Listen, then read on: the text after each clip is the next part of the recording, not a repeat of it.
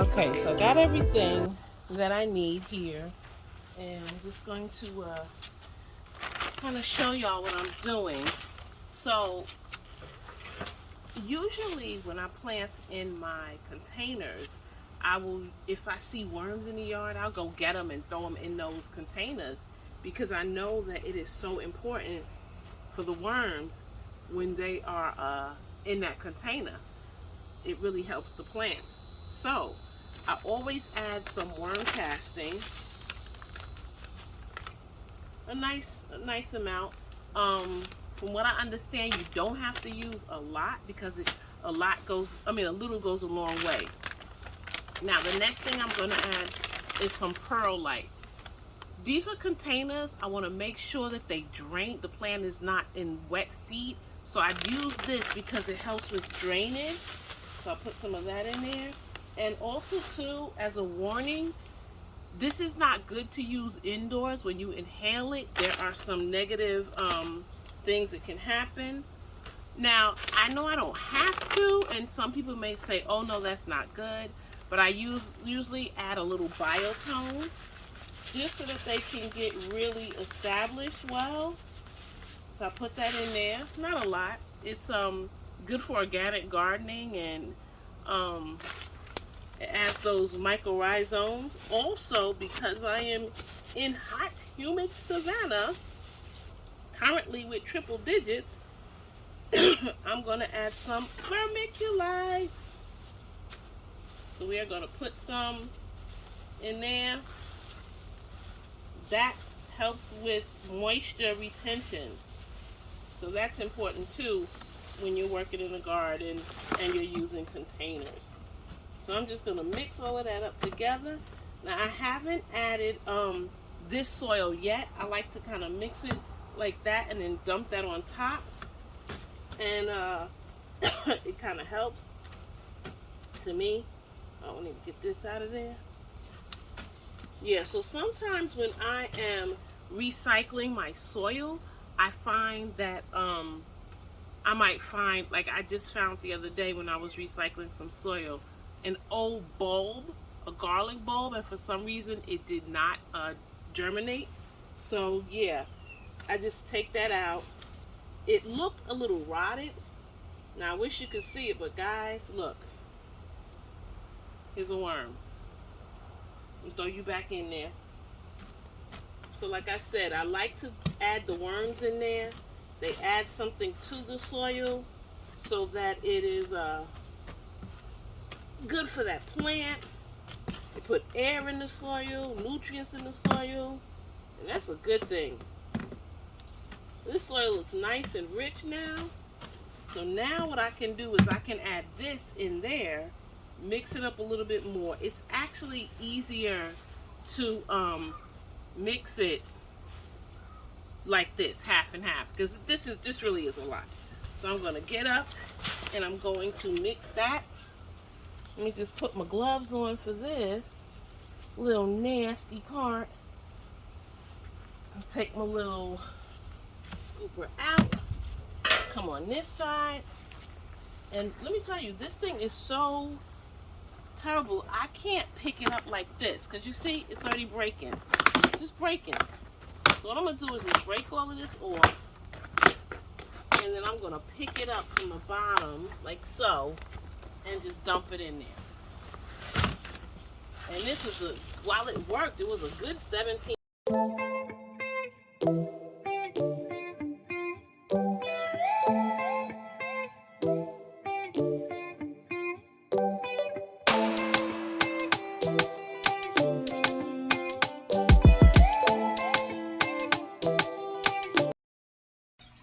So I am back inside and I'm happy because it was super hot out there.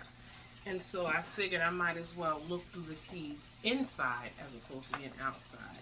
So the first thing I know that I am going to plant again are these 5 varieties of eggplant, because I really want this Casper eggplant, and I really want this Melanaise rosa rotunda eggplant, and they didn't come up.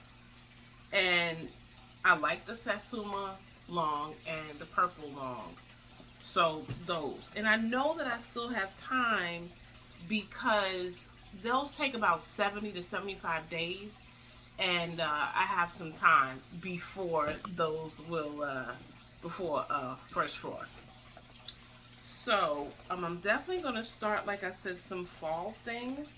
So one thing that I definitely know is that I definitely need some lettuce. So I am looking through the lettuces to see what I have. I have this Landis winter lettuce and this free pack of lettuce that you get when you order. So I have those two. I know I should have some different ones, some different varieties of lettuce. So, and let me show you what I have. I have this here, I have this here, and I have a ton more. that I have not even touched. But I'm going to look through those because I definitely have got to get those started because, man, I eat lettuce just about every day. Now, carrots. I'm coming across the carrots. Gotta do the carrots. So, I've got this Uzbek Golden. I planted these. I think you saw the video. You know, when I didn't really pay attention to this picture. You see at the picture, the top is green. That is exactly how they grow, guys. The top of it is greenish and then it's yellow. And then, of course, you saw that I had those little fingers. So I'm going to be doing those again. But I want these right here. Oh, my goodness. Look at this. Look at that. They're pretty. Like, I never thought of carrots being pretty. These, I'm a little concerned with. You see how long those are? If I'm growing in containers, I'm not sure if I have enough space. So I may do it, but it's going to have to be with my really, really large container. And then I've got the Luna White. Okay. So that's, let's see, 1, 2, 3, 4, 5, 6 variety. And I've only got the 2 lettuces. So let me keep looking because, like I say, I know I have more lettuce. I actually have a whole book more of seeds, which I probably should have brought in here with me because I suspect that is where they are. Peas, yes. Ooh, I love peas. We gotta get those going. And yes, broccoli. Now I had told you before that I was going to plant the Brussels sprouts, and of course we have the Long Island Improved, which those are, you know, basic, but these are the ones that I want to try. I want to compare the two and see if these taste different from these, or is it just coloring? I don't know. Let's see. It says stunning purple red sprouts full of antioxidants, sweet flavor when grown in cool weather. It just says transform historically, sorry about that, much sought after food that is delicious, fried, steamed, or frosted. So it doesn't really, or roasted, excuse me. I said frosted. I don't know why I said that, but roasted. It doesn't really talk about the flavor. So yeah, definitely gonna do this. So that's 3, 6, 7, 8, 9. So that's 12 I've got right now. So I think I'm gonna focus on these 12. What I'm gonna do, which I don't normally do, is I'm gonna write the tag inside. So as soon as I plant them, I'll just look through them and boom, put it in. And I'm gonna write it on both sides. Going forth from here, I'm gonna have to come up with another way to do this because these don't last. I noticed that they get faded out. I don't know if you can see this, but that was from last year when I did the Brussels sprouts. And yeah, it's faded. It's faded. So I definitely need to come up with another solution for labeling. In any event, let me get my marker and I'll get started. I'm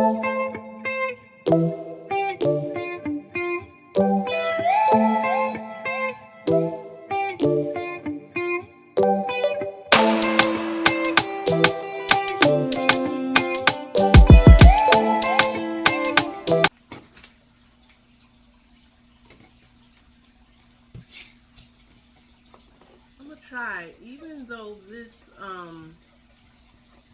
variety of pumpkin, the early sugar pumpkin, it says it takes from 90 to 115 days. And I have 95 days left to first frost. I'm still gonna grow it and see what happens because you know what?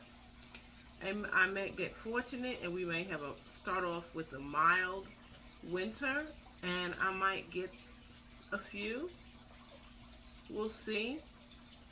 Nothing beats a failure but a try, or something like that they say. In other words, try it and see what happens. So that's what I'm gonna do.